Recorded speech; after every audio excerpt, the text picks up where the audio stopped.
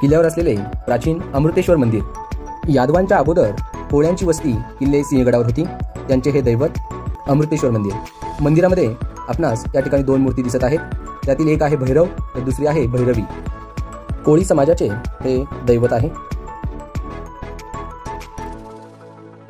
किल्ले सिंहगडावर असलेले हे ठिकाण सुभेदार तानाजी मालुसरे यांचे समाधीस्थळ.